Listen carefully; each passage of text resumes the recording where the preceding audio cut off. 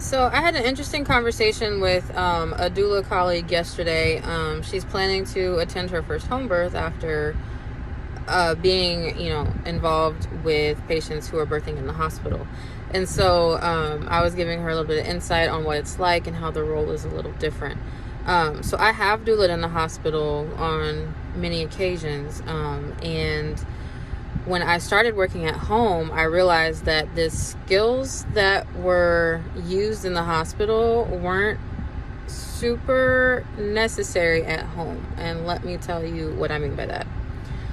So, when you imagine the role of a doula, a birth support doula in the hospital, usually what people are saying, the words people use and the ideas they convey are they need an advocate. They need someone who can advocate for them in a setting where people are not super inclined to tune into the individual needs of the patient, right? So the doula often is there as an intermediary, ensuring effective communication between the patient and the provider, and who can pause the flow of information to make sure that the patient can absorb it and make informed decisions.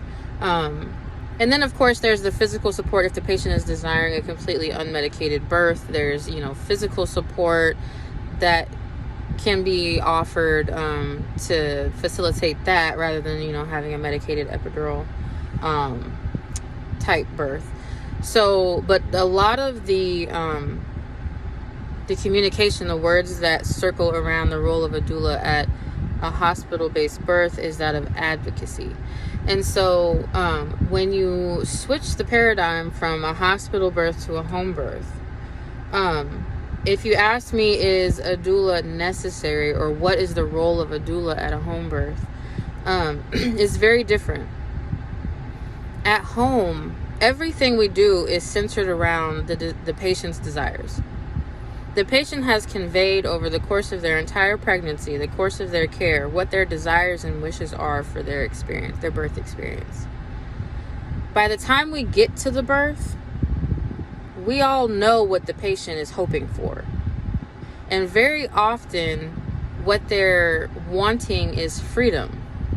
Freedom of movement, freedom of choice, the freedom to eat if they want or not, the freedom to have the people in the room that they feel good about or to have no one in the room, the freedom to change their mind at various stages. They just want someone to support their freedom of choice. And so, because that's the way we operate at home anyway, that's our foundation of midwifery-based home birth, is respecting the parent's choice, the mother's choice for her birth. The need for advocacy in that setting is very much reduced.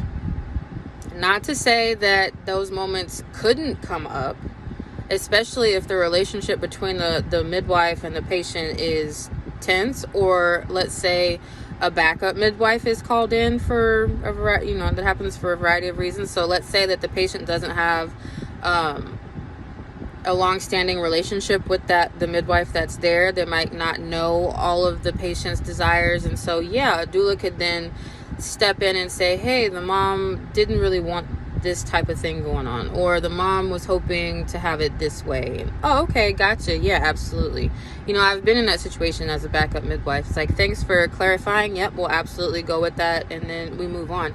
So the moments of needing advocacy are so much,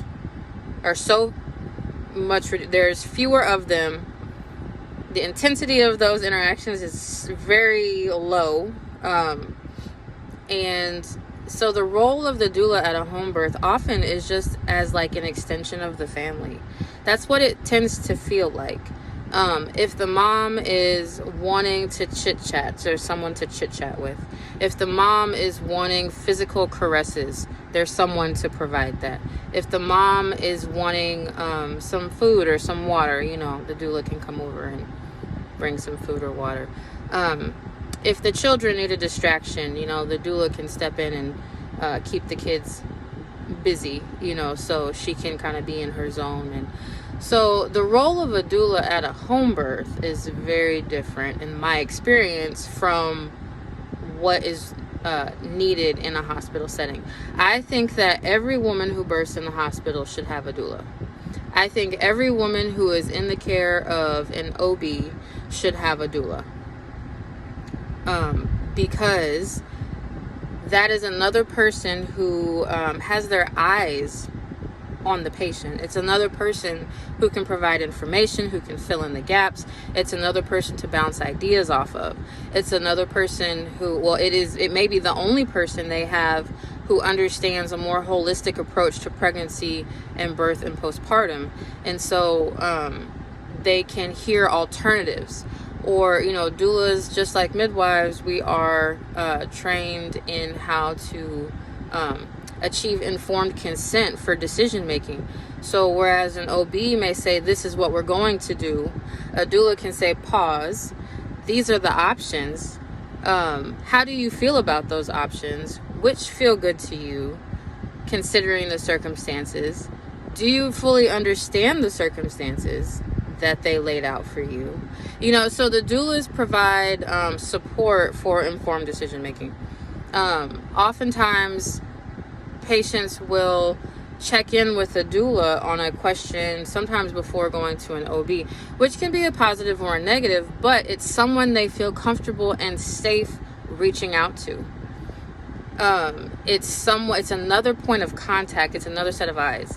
So when we have patients who are having conditions that are missed, or who are suffering in silence, they have no one, those lead obviously to the negative outcomes. So anyone who is in the care of an OB should have a doula, and anyone who is birthing in the hospital should absolutely have a doula there with them.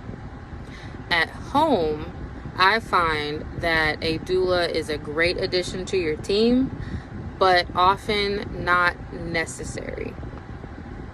I enjoy working with doulas when patients have them. We flow together in supporting the mom. It's never a bad thing, in my experience, to have a doula. I just wouldn't use the word necessary, because the context is so different.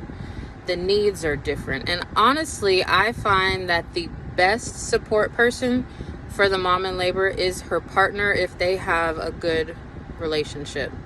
If they have a good relationship, that partner is the best person to provide primary support for her. I very much encourage them to be her rock in labor. Unless other circumstances make that impossible or unlikely, then obviously we move away from that. But the strength of the relationship and the emotional connection that they have often is the cornerstone of their emotional, spiritual, and physical support in labor. And when that can be facilitated, so much more goes very smoothly. And if it's not the partner, maybe a close family member or friend. It could be mom, it could be grandma, it could be sister, it could be best friend. Because again, it's that emotional connection that creates a sense of safety. When the mother feels safe where she is and within the space that she's in and with the people that she's got there, that's when the body can go into its intuitive space. That's when the body can you can reach into your zone, and once you're in that zone, our whole job is to keep you there, because in that zone you will intuitively move in ways and do things that your body needs to efficiently birth the baby. Our job is to get the mind to relax so that the body can do what it's designed to do. The body knows how to birth the baby. The mother could be unconscious and in a coma, and when it's time, her body will expel the baby. The body knows what to do. I trust that. I know that. It's the mind that we have to work on. And so creating that safety in the mind is what allows the body to work efficiently. We have the best outcomes when we are not fighting that, when we are supporting that mental safety. And so often the partner is able to do that more than anyone else in the room. If not the partner, then a close family member. If that's not possible, then that is a perfect time for a doula to step in and kind of help cultivate that space, along with the midwife. If there's no one else there, then obviously I will step in and do that for them. So the roles of a doula in the hospital versus at home are very different. Doulas are essential for hospital-based births. Doulas are great for home births. I love them when we have them there, but the role is very different. And so if you are a doula who has only worked in the hospital, I highly encourage you to reach out to some home birth midwives and see if you can attend some births with them, if you can offer your services to some of their patients, so that you can experience a different mode and a different environment, different context, a different approach to labor and birth. When I first started, I was in the hospital and I experienced what it's like to be a doula in the hospital. And then I switched to home birth and saw how different it was, and I was enthralled. Being able to be a part of a context that is so different, it's what motivated me to be a midwife, to take on that role, so I could create that space for more people and expand our options, to create more options for safe birth than just hospital.